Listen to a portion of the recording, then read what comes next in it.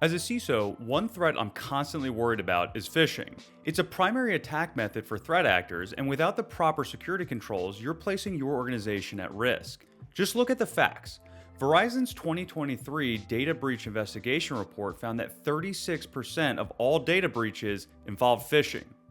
Add to that the FBI found that over the last 10 years, there have been nearly $50 billion in reported losses tied to phishing, with $10 billion of that happening in 2022 alone. And that's just the reported losses. The dollar amount is likely larger. If that wasn't enough, there are sweeping changes around email authentication that are forcing many businesses to take action today. This includes Google and Yahoo updating their bulk sender requirements, which go into effect in February 2024. A bulk message sender is any organization that sends over 5,000 emails per day. If you qualify, you have to have one-click unsubscriptions, stay under a 0.3% spam rate threshold, and you have to have specific email authentication protocols enabled. And it doesn't end there. For any organization that processes credit card data, PCI DSS requires compliance with specific email security protocols, the same ones that Google and Yahoo will, by March 2025. So this begs the question, what can you do to take control of this? The first step is to configure your email servers with the latest advancements in email and domain authentication. These are configurations that confirm you are the owner of your domain and that only approved email servers are allowed to send emails on your behalf. The end result of this is it stops attackers from spoofing your domain, helping you protect against targeted phishing emails and protecting your domain. This all increases the trust that consumers have in the emails that you're sending them. In this video, we're going to cover what happens when you don't have email and domain authentication enabled and configured properly. We'll talk about the critical authentication protocols you have to know, and we'll sprinkle in some bonus protocols that are just nice to have. And most importantly, I'm going to show you how to set these up quickly. And spoiler alert, I took a shortcut and I used a tool called PowerDMARC, the sponsor of this video, and it made the process so fast and so easy. So I'm going to show you how to use that so it'll save you time and effort. As you now know, many attacks originate from email. Without proper email and domain authentication, you're making it easier for attackers to target your employees and damage your brand. Let's just consider a typical attack pattern where an attacker does the following. They start by spoofing or impersonating your corporate email domain. From there, they can send a phishing email to your users or to your customers impersonating you.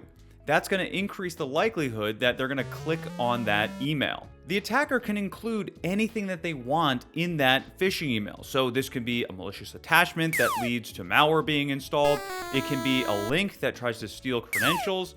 Or one of the more popular methods is something known as a business email compromise with invoice manipulation. This is where an attacker sends a phishing email impersonating one of your customers and sends a fake invoice to your finance team. The finance team looks at that, sees that the banking information has been updated, and wires the money to this new bank account. But, surprise, it's not the customer's bank account, it's actually the attacker's. One method of preventing these types of attacks is to reduce the attacker's ability to impersonate your domain. And to do that, you have to know the critical email authentication programs that are soon going to become your best friend. So let's start with the 3 most important email authentication protocols you have to know.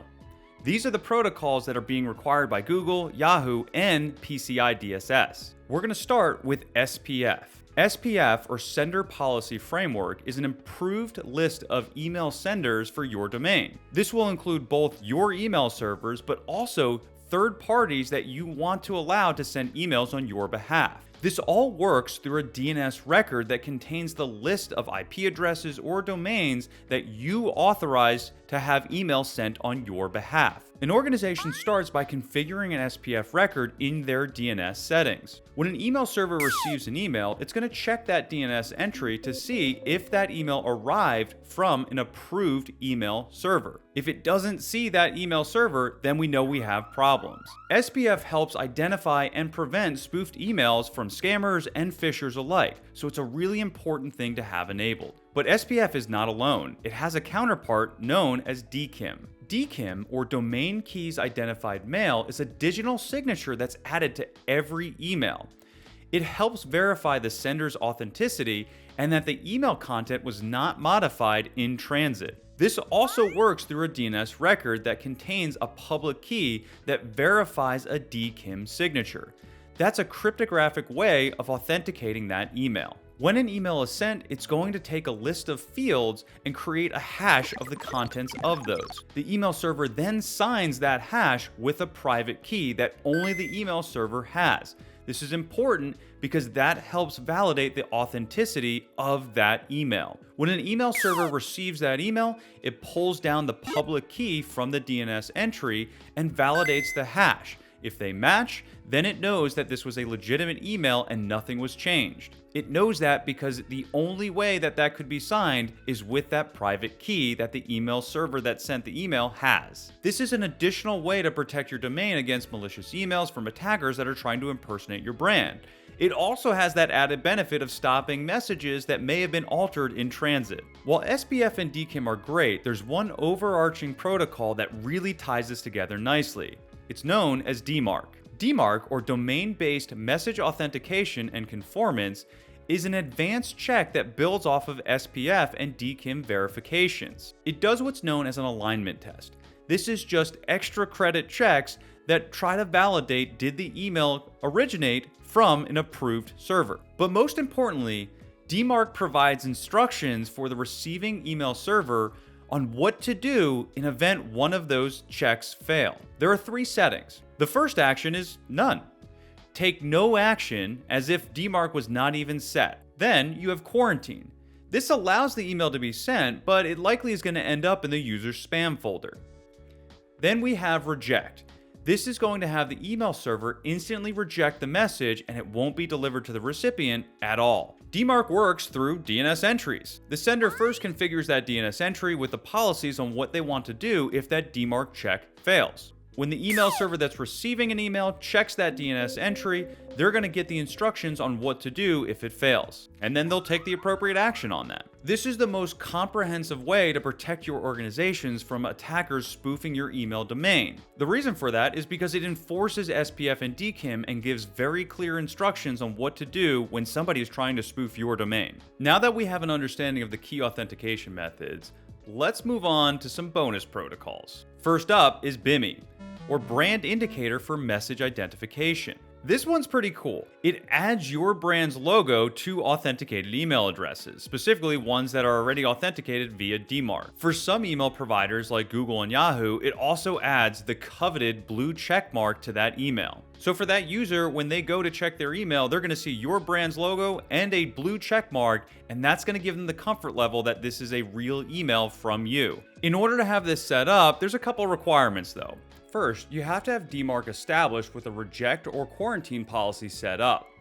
Then, you have to have a BIMI compliant SVG logo. This is so that the email client knows what to load. Then, you want to have a verified mark certificate or VMC.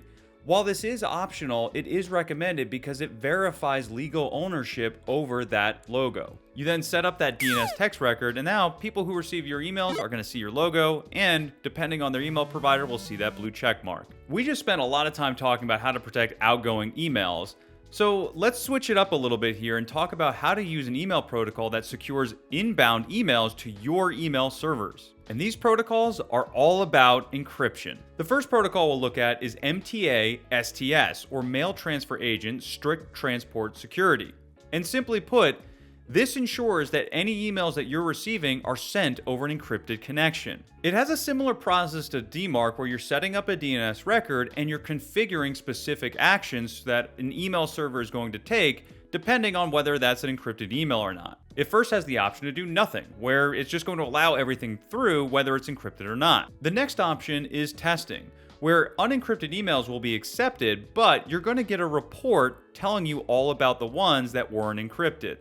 The last option is enforce, and this is going to have the email server just outright reject any email that's not sent over that encrypted channel. The impact of this protocol is that it's going to help ensure attackers can't snoop on emails that are sent to your email servers because it's not happening over an unencrypted channel. Now, I mentioned that report feature before, and that brings us to this sister protocol known as TLS-RPT, or TLS Reporting. This protocol is going to allow you to receive daily reports from external mail servers that send you email. The report will highlight any email delivery issues that happened when an email was sent over an unencrypted channel. It's a pretty straightforward protocol that just works through a DNS text record that has instructions on where email servers should send reports to. This is really important because it makes you aware of emails that you aren't receiving because of this specific configuration.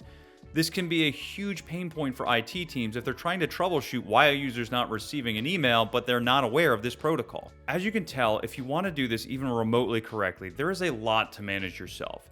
Not only for the initial setup, but also in just managing it day to day moving forward. There's a lot of things that can change, and you have to change with them. Thankfully, there are tools like PowerDMARC that make this so much easier. PowerDMARC is a one-stop shop for organizations of any size to improve their email authentication and domain security. It's a platform built to help you set up and manage all of your email and domain authentication policies. It has a bit of a choose-your-own-adventure approach with two paths to better email security. The first is the self-service option. You can use the tool to configure everything you want yourself, and it's just going to go a lot smoother. Then they have this hosted option, and this is the real powerhouse. They make it an absolute breeze to just set everything up, manage all the changes, and monitor it moving forward. Everything is streamlined. And if you ever get stuck, you have access to experts. PowerDMARC has consulting support to get you set up with minimal effort on your part. They also have a support team to answer any questions on your email security journey. And one of the coolest things is their partner program. If you're an MSP, an MSSP, or even a virtual CISO, you can use PowerDMARC to support your customers while adding a new revenue stream. They even have a white labeling option, which you rarely see. So you can let PowerDMARC handle all the software on the back end, slap your logo on top of it, and take all the credit for yourself. So let's dive into how you can use this tool, and I'm going to start by actually configuring my own domain. So to begin, go to PowerDMARC.com. If you already have an account, you can log in here. If you don't, you can sign up for a free 15-day trial. The 15-day trial is going to have most of their tools unlocked, but you're not going to have absolute everything. So you can just sign up for their enterprise plan, which you can pay monthly. PowerDMARC has a 4-step process that they recommend. First is to declare your DMARC policies. Then you're going to want to configure SPF and DKIM. From there, you can start to increase your DMARC security over time, with the last step being the ultimate goal here of setting it to quarantine or reject. And don't worry, we're going to set all of this up together, and I'm also going to show you the different protocols that we discussed before and how to configure those. Right when you log in, you can see it's pretty straightforward on what you have to do. It actually just starts on the setup wizard. So the first thing we're going to do to get started is to enter the domain that we want to manage. So I'm going to do teachmecyber.com. Go ahead and click next here. Now, I mentioned before that setting up the DMARC record is the first step. They make this super straightforward again with all the information that you need to configure this right off the bat here. So to start, we're going to keep our policy type as none because we're just testing this right now. You have the option to set a different policy for subdomains if you're sending email from different subdomains, but we're not doing that here, so we're going to keep that the same. I'll click into alignment mode and we can see there's a strict option and relaxed. All you need to do is hover over this and you can see the difference. Strict alignment means that the two domains must match exactly, whereas relaxed alignment means that the two domains must share the same organizational domain only. So Teach Me Cyber in this case. So I'm going to keep this as relaxed for now. There's this option for reporting. We're going to keep that as the default. This reporting is really important because this is how you're going to understand what emails are failing your DMARC checks. You need this to make sure that you can configure this properly and tune it the right way. We then have this option for forensic options. We're going to touch more on that later, but we're just going to keep that as the default as well. So I'll go ahead and click next. Now this is where we start to see the two different paths you can take. You can take the self-service option where you just take some of this information, pop over to your DNS record, update it. The other option here, which I highly recommend, is the hosted DMARC option. This is where PowerDMARC is going to do all of the heavy lifting for you, so you only have to make a DNS entry change once, and then you can make any other changes through their tool. This is how it's going to save you time and effort in the future. So I'm going to go ahead and use the hosted DMARC option here. And it has everything that I need to create my first and only DMARC entry in my DNS records. So all you need to do is just copy and paste these over into your DNS record, whatever you're using to manage that, and you're good to go. And then off screen here, you'll see that there's a complete setup button, and you just click that. And then that's it. We get a nice little congratulations message here, and we're good to move on to the next step of setting up SPF and DKIM. And the next step for us is to configure SPF, and I'm gonna go over to PowerSPF here. I'll then just select my domain, teachmecyber.com. Now you can see here that I don't have an SPF record configured yet. That's why we're using PowerDMARC. If I did have an SPF record saved, I could pop it in here, it'll parse it out for me, but I don't. So we're gonna first start by just configuring it ourselves. Now, there's this really cool feature here where you can just search for the service and it'll auto-populate everything in. So I use Google, so I'm gonna go ahead and just search for Google, and there we go. I've got my G Suite and Google information here, and it automatically just pops it in here. That's huge. I don't have to look all this stuff up on my own. So if for some reason you don't have a service in here, so for example, I use Beehive for a newsletter, it's not in here. So I could go through here, click on modify, it'll pop up a new tab, and then I can just add in the information myself. I'm not gonna go ahead and do this yet because I'm actually sending through Beehive servers, not in my own name right now, so we don't need to do this yet, but this is exactly what I'd be stepping through when I'm ready to do that task. You also have the ability to just add your own information in. We could do an IPv4, an A record pointer. We can do just about anything here. Just to show you how it works, I'll just go ahead and type in an IP address, click add. You can see it gets added here, but it also gets added to our record here. Now, that's not my IP address, so I'm gonna go ahead and remove it. Then I can just click on Save SPF Record. Now at this point, I have the SPF record that I can go ahead and put into my own DNS record, but I wanted to go ahead and use Enable Power SPF. So I'm just gonna click on that, and now it's gonna have a pending status here, and I'm gonna have a new SPF record to put in. And so I would just go ahead, copy this, and I'm gonna put that into my DNS record now. So I've just gone and added that in, and while that's getting populated, I wanna call out some important information here. You can see this DNS lookup query, and we've got this number 10 here. This is a magic number because it is the number of DNS lookups that you can do for one domain. Now, if you're a medium-sized company or even a larger one where you have a lot of different applications that are sending email on your behalf, this becomes a problem. And this is where PowerDMARC really comes into play because they do SPF record optimization using something known as SPF macros. They'll take as many domains as you have, use those SPF macros to condense that down, and they're doing all these lookups for all the IP addresses associated with those domains so that you don't have to. This is important because sometimes those IP addresses can change, and so that's why you want to make sure that you're working with somebody that can update these things routinely so that your emails suddenly just don't stop getting delivered the way that you think they are. So at this point, I want to see if my SPF record was created correctly, so I'm going to go over to domain health, and then I'm going to select my domain, teachmecyber.com, and then this is going to perform a series of health checks to see how I'm doing. Now we can see DMARC's been configured and we have a valid SPF record. I still got other work to do here with DKIM and all of these other ones though, so we have a good sense of where we're going towards. So with that, let's go to the hosted DKIM option and get that set up. I'm going to select my domain again. Now we can see that it's not active right now, but it's going to give us all the information we need to set this up. So I'm going to go back over to my DNS provider, and I'm going to enter this information in as a CNAME record. All right, now with that done, I'm just going to go ahead and click on Validate Hosted DKIM. Now you can see right now it popped up and said that it can't validate it yet, but it might take up to 4 to 8 hours for this to go through. So we're going to continue on, and if I run into any issues, I know I can just come back to Hosted DKIM, and it'll help me figure out exactly what those problems are. Because I already have SPF configured, I have enough here to actually go back to Hosted DMARC and start seeing how I can configure this. So I'm going to go over to Hosted DMARC, select teachmecyber.com here, and we're going to play around here now with seeing what this looks like and how we configure it. Now you can see this is really just kind of click and play around with it. You have this option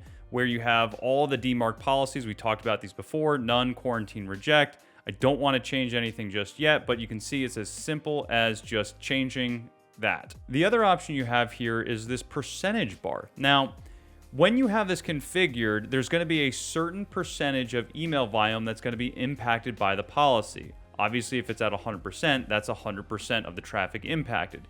You can play around with this to just see and ease your way in to configuring it. So you don't have to go all in right off the bat if you have it quarantined or rejecting it. You can just kind of slowly bump this up over time. Start at say 10%, and then after a couple of days, see what the reports say on what the failures are, and then bump it up maybe another 10%.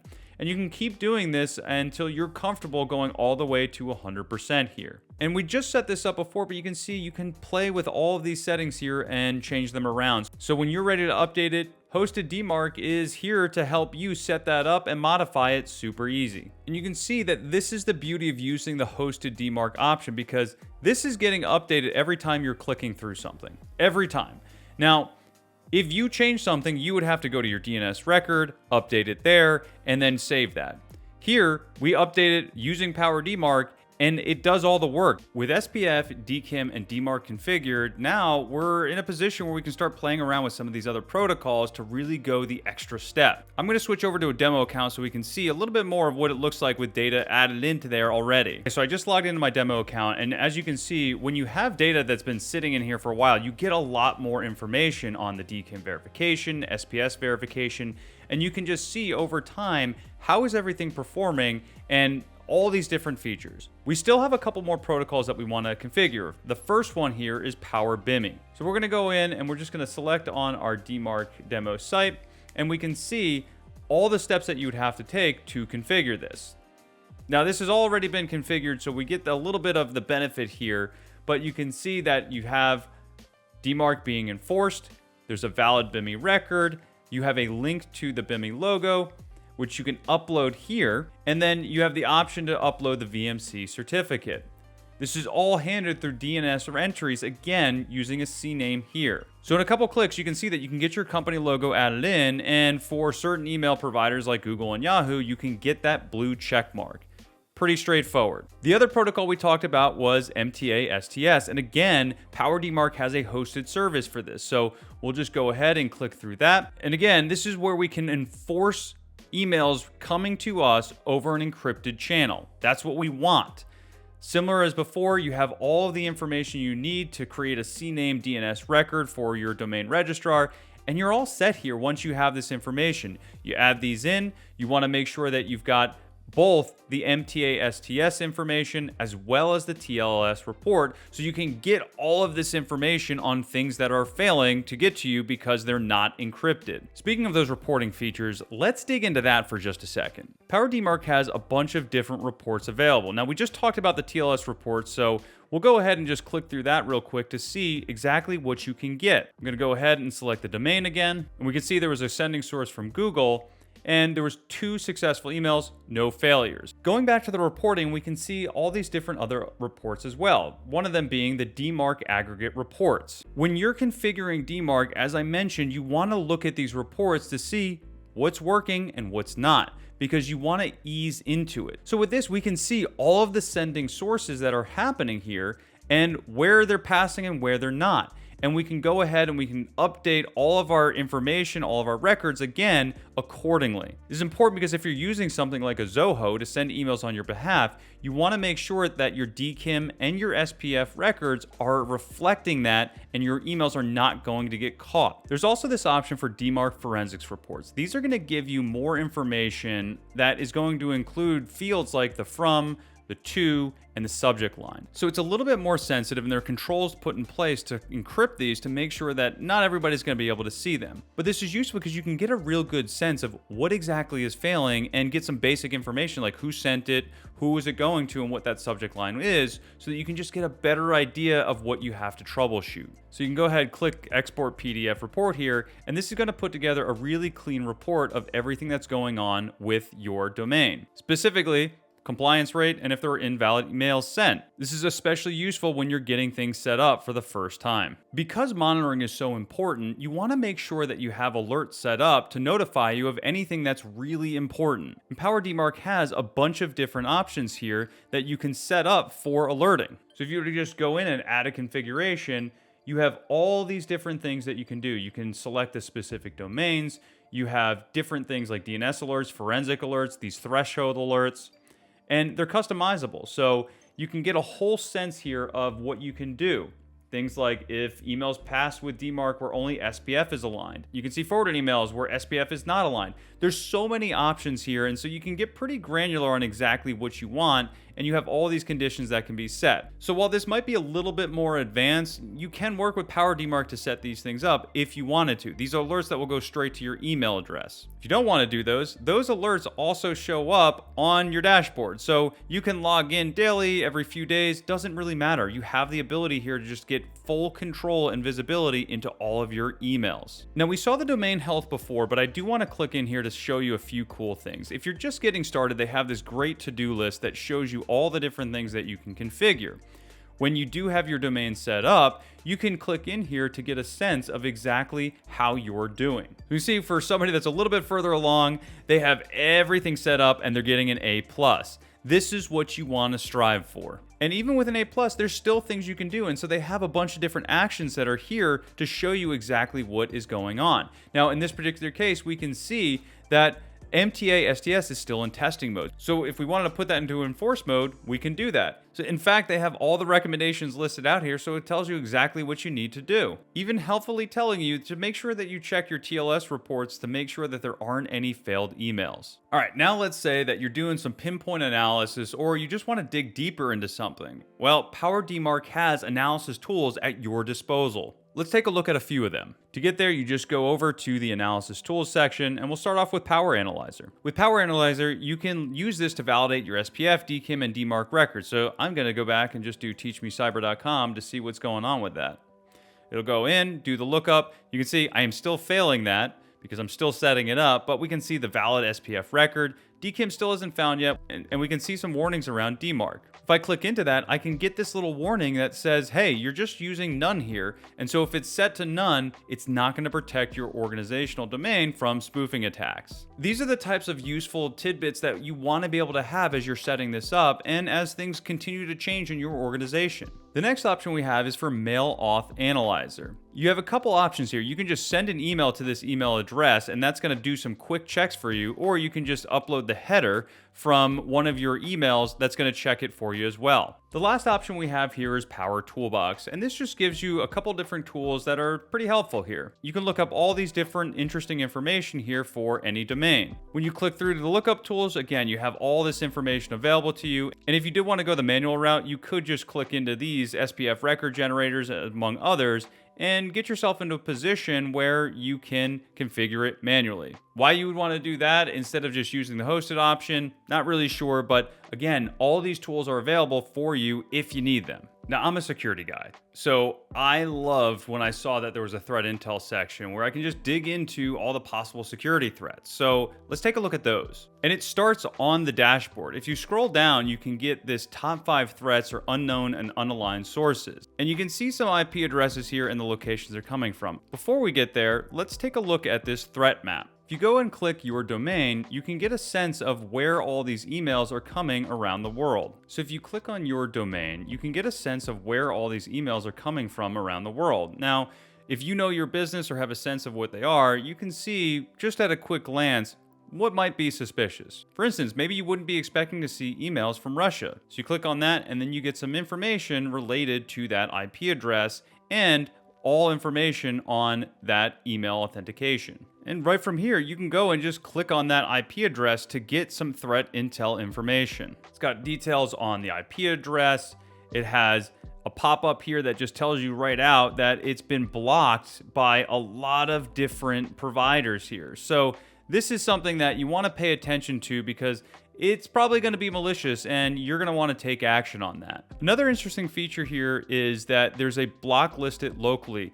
If we go ahead and click that, I'm not going to go through and do this right now, but it will actually just flag it that here, and you'll see that this is block listed by other people on the PowerDMARC platform. So it's a little bit of community sourcing here on, hey, is this bad, yes or no? There's also this interesting takedown feature that you don't need to use it all that often, but it does allow you the ability to work through some takedown procedures to try to get a malicious domain or IP address that might be impersonating you off the web. The next feature we want to talk about is API support.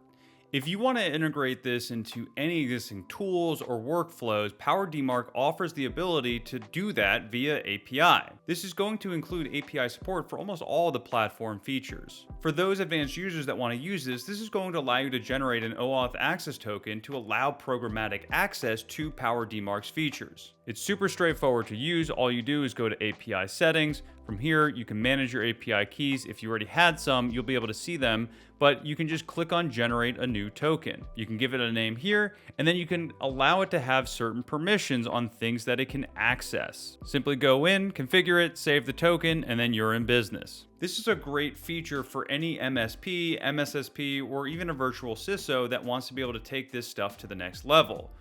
Which leads us into the partner program that I mentioned before. You typically only see these types of partner programs for things like EDRs or other services. It's the first time I personally have seen one for an email and domain authentication software solution. So I think it's a pretty cool thing. For anyone that's looking for a revenue opportunity, this is a great way to just do some upsell. PowerDMARC is no stranger to this. In fact, they have over 600 partners worldwide, and they support over 11 languages. That's amazing. The platform is multi-tenant, meaning that you can easily manage all of your customers and see each one of their unique dashboards. It makes it super easy for your teams as they're managing this. And I mentioned the white label opportunity before, so this gives you the ability to slap your logo on top of this and take all the credit for the power of PowerDMARC. It gives your clients a fully branded experience with your logo. It's just a unique feature that you really don't see often in any SaaS app. MSP partners are getting a different view here. Right away, we can see the dashboard's a little bit different. We have things like the accounts that we have. We have the domains that we're tracking. So it gives you a lot of information around all things that you need to manage your clients, including the top 5 lowest security score domains. This will give you the ability to find your problem children and really narrow your focus in to get them fixed and keep them secure. Customer management here gives you the ability to manage all of your customers.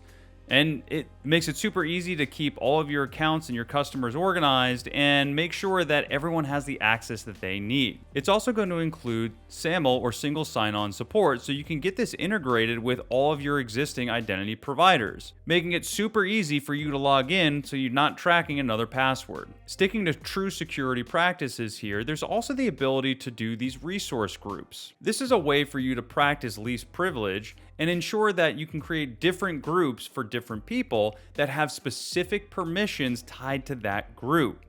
This means that if you have a power user, you can have a specific group that has more access and only grant them access. If you want somebody to just have a smaller portion of access to PowerDMARC, you can set up a new resource group and configure that appropriately and then just assign those people to it. This saves a lot of time where you're not configuring individual permissions for every single user. And you can find different areas here too for more time savings, like allowing for self-registration.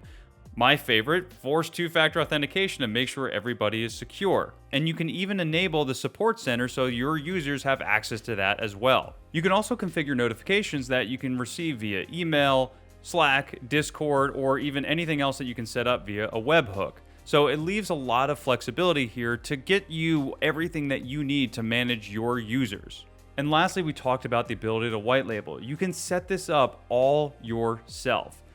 This is super powerful and allows you a lot of flexibility to really make this your own and impress your clients. We covered a lot here because there's just a lot you have to do to manage your email and domain authentication.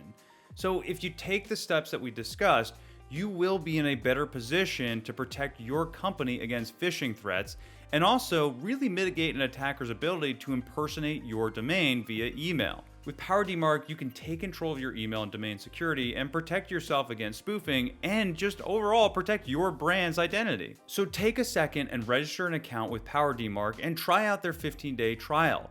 If you don't have these things set up or you're spending a lot of time right now to manage these, this will make your life so much easier. I'll drop a registration link in the description below. And be sure to subscribe to the Teach Me Cyber YouTube channel where we'll keep you up to date on all the latest happenings in cybersecurity. Stay safe out there.